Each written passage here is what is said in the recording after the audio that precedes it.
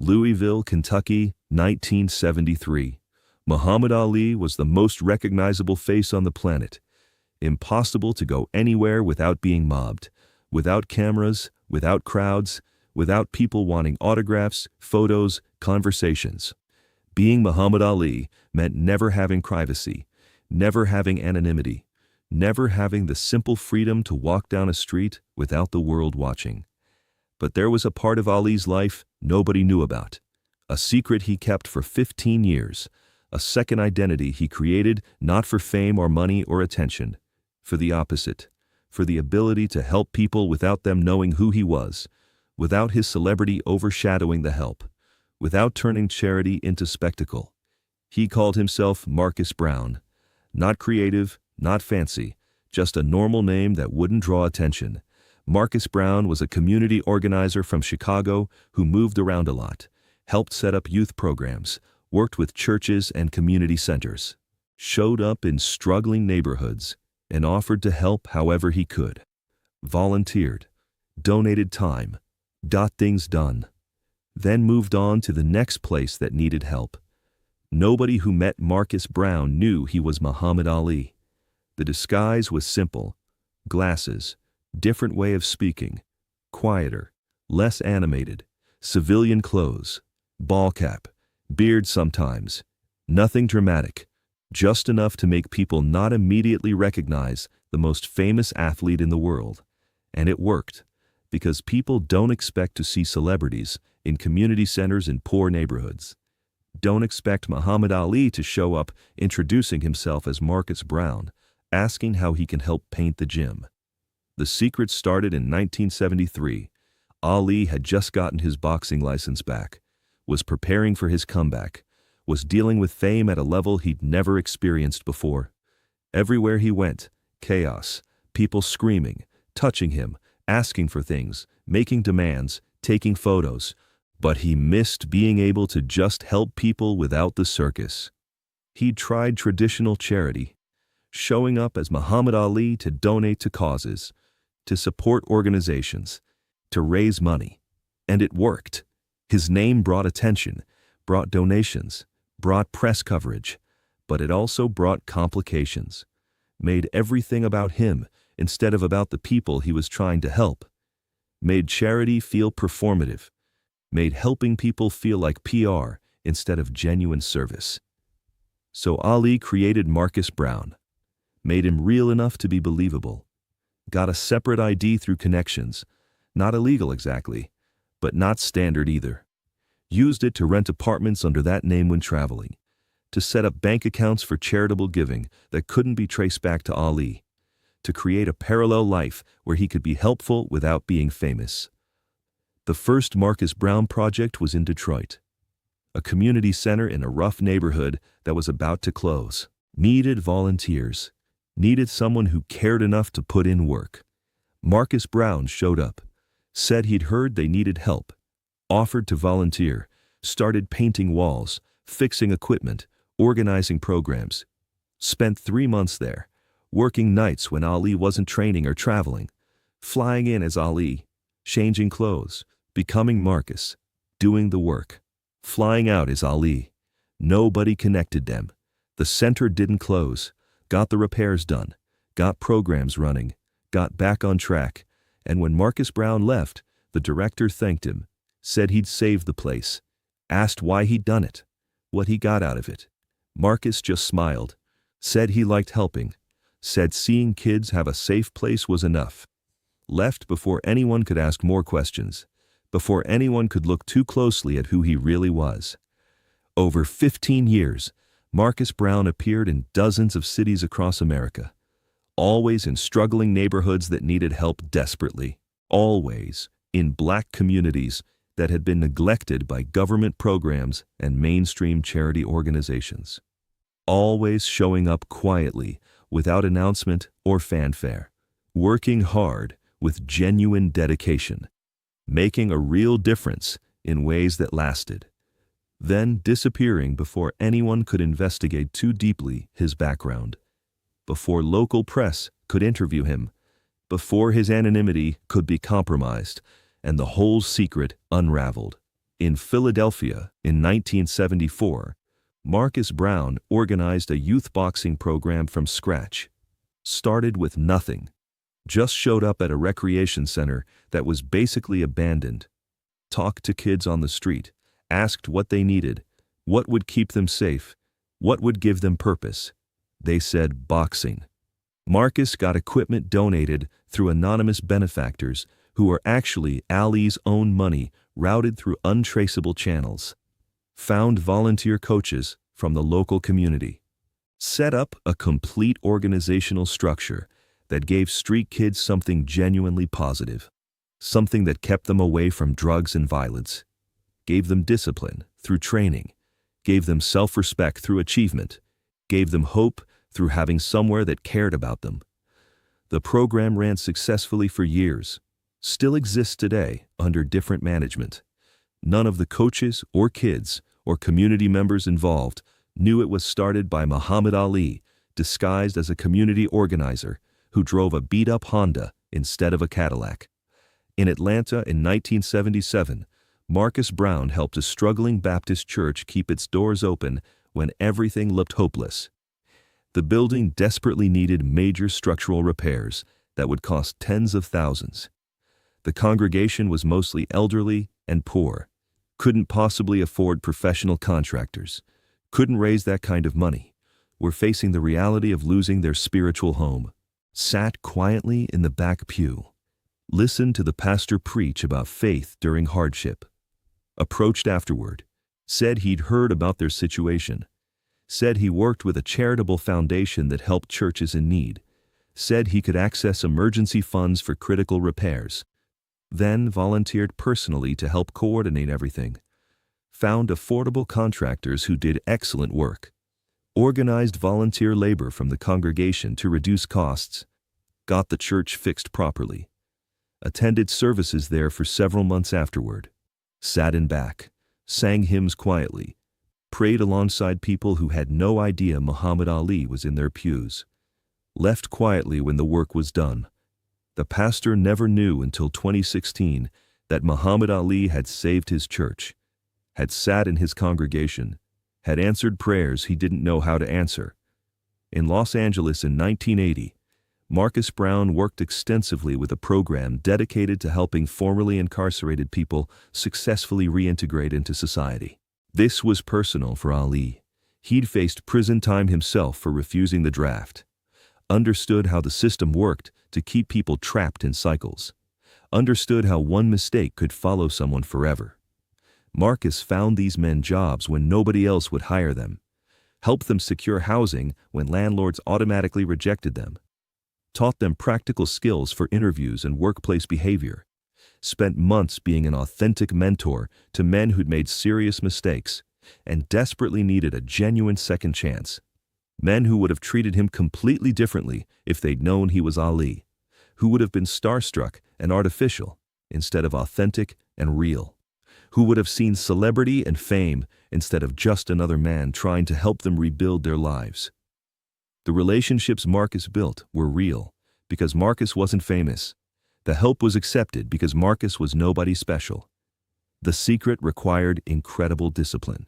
Ali had to remember when he was Ali and when he was Marcus. Had to keep the stories separate, keep the identities distinct. Remember what Marcus knew versus what Ali knew. Remember who Marcus had met versus who Ali had met. One slip, one person recognizing him, one moment of forgetting which identity he was using, and the whole thing would collapse. His family didn't know, his wife didn't know, his children didn't know, his closest friends didn't know. Ali kept Marcus Brown completely separate from his regular life. When people asked where he'd been during unexplained absences, Ali said he was training, or traveling for appearances, or handling business. Nobody questioned it. Muhammad Ali was busy. Muhammad Ali went places. Muhammad Ali had things to do that he didn't need to explain. But keeping that secret meant lying to people he loved, meant creating cover stories, meant living a double life, meant compartmentalizing in ways that took psychological toll. Meant never being able to share the satisfaction of Marcus Brown's work with the people closest to him. Meant experiencing the joy of anonymous charity alone. Meant carrying the weight of that deception, even though the deception was for good reasons. There were close calls. In 1978, Marcus Brown was volunteering at a youth center in Baltimore when a kid recognized him. Looked at Marcus, looked confused, said, "You look like Muhammad Ali." Marcus laughed, said he got that sometimes, said people told him that all the time, said it was the facial structure. The kid accepted it, went back to basketball. Crisis averted. But Ali realized how fragile the secret was, how easily it could be exposed, how one persistent person could unravel everything. In 1982, Marcus Brown was helping organize a neighborhood cleanup in Oakland when a photographer from a local paper showed up, started taking pictures of volunteers. Marcus turned away, made an excuse about needing to handle something, left before the photographer could get a clear shot. The paper ran a story about the cleanup, mentioned the volunteers, but had no photo of Marcus Brown. Ali breathed easier, but knew he was pushing his luck, knew eventually someone would figure it out. The secret started to crack in 1988. Ali's Parkinson's was getting worse, making the double life harder to maintain, making travel more difficult, making the physical disguise less effective because the disease was changing his appearance, making the voice disguise impossible because Parkinson's was affecting how he spoke. Marcus Brown's ability to move around unrecognized was deteriorating along with Ali's health. The final Marcus Brown appearance was in 1988 in Chicago, a community center Ali had helped as Marcus Brown back in 1976. He went back, wanted to see how it was doing, whether the work had lasted, whether the help had mattered. But the Parkinson's tremors were obvious. The slow movement, the quiet voice, and one of the staff members, someone who'd been a kid when Marcus first helped, looked at him carefully, really looked, saw past the glasses, past the different clothes, saw Muhammad Ali. "You're not Marcus Brown," she said. "You're Muhammad Ali. You've always been Muhammad Ali." Ali froze. The secret he'd kept for 15 years was out, at least to this one person. He could deny it, could insist he was Marcus, could maintain the fiction, but looking at her face, seeing her recognition, seeing her putting pieces together, he knew that denial wouldn't work, knew the secret's usefulness had ended anyway, knew it was time. "Yeah," Ali admitted quietly, "I'm Ali. I've been coming here as Marcus Brown for a long time. Please don't tell anyone." "Why?" she asked. "Why pretend to be someone else? Why not just be Ali and help as Ali?" "Because when I help as Ali, it becomes about Ali. People care about the celebrity, about the cameras, about being associated with me. I wanted to help without all that. Wanted to know that the good work stood on its own, that people accepted help because they needed it, not because Muhammad Ali was giving it. Wanted to be useful without being famous." She promised to keep the secret, and she did, for years, until Ali died in 2016. Then she told the story publicly, told about Marcus Brown, told about Muhammad Ali spending 15 years living a double life, using a fake identity to help Black communities across America, doing charity work that he never took credit for, never publicized, never used for PR or image building, just did it because it needed doing, and he could do it. The revelation shocked people when it finally came out in 2016, shocked Ali's own family, who'd lived with him for decades and never known about this massive secret, shocked communities across America who'd been helped by Marcus Brown and never realized the anonymous volunteer was actually the most famous athlete in the world, shocked historians and biographers who thought they documented every aspect of Ali's life, shocked the general public who believed they knew Muhammad Ali completely through his very public persona. His daughter Hannah spoke emotionally about learning of the secret only after his death. "We knew Dad did charity work constantly, knew he cared deeply about helping people in need, knew he donated money and time to causes he believed in. But we didn't know about this whole other identity, didn't know about Marcus Brown, didn't know he'd been secretly living a double life for 15 years, didn't know he'd been traveling to cities and helping anonymously under a fake name. He never told us anything, never bragged even privately, never sought any credit or acknowledgement, just did it. But this was beyond what we knew. This was an entire secret life we never suspected. Makes me wonder what else he did that we'll never know about. How many other Marcus Browns might have existed that he took to his grave? Other Marcus Brown stories started emerging rapidly after the initial revelation. People who'd been helped decades earlier came forward with their memories. Communities that had been supported suddenly realized who had really been there all along. Youth programs that had been mysteriously started by this helpful stranger. Churches that had been saved by this generous volunteer. Recreation centers that had been rescued by this dedicated organizer.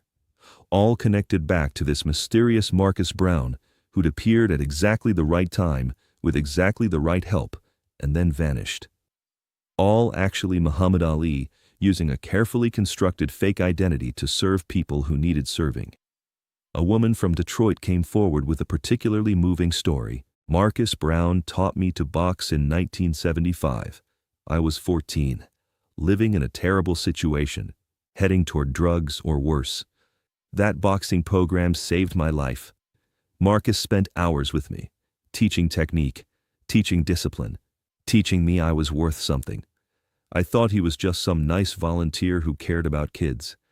Never knew until 2016 that Muhammad Ali had been my boxing coach, had believed in me when nobody else did, had saved my life without me knowing who he really was. That changes how I think about everything. He could have shown up as Ali, could have gotten credit, could have made it about him. But he didn't. He just helped, just cared, just changed my life and never told me who he really was. The question everyone asked after learning about Marcus Brown was, why? Why go through all that extraordinary effort? Why maintain such an elaborate secret identity for 15 years? Why risk the exposure and embarrassment if discovered? Why not just do charity openly as Muhammad Ali, like every other celebrity?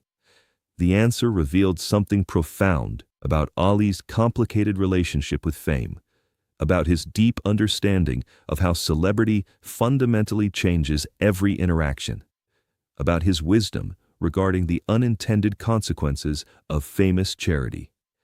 Ali had learned through painful experience that being famous changed absolutely everything about how people related to him, changed how they talked to him, changed how they acted around him, changed how they received help from him.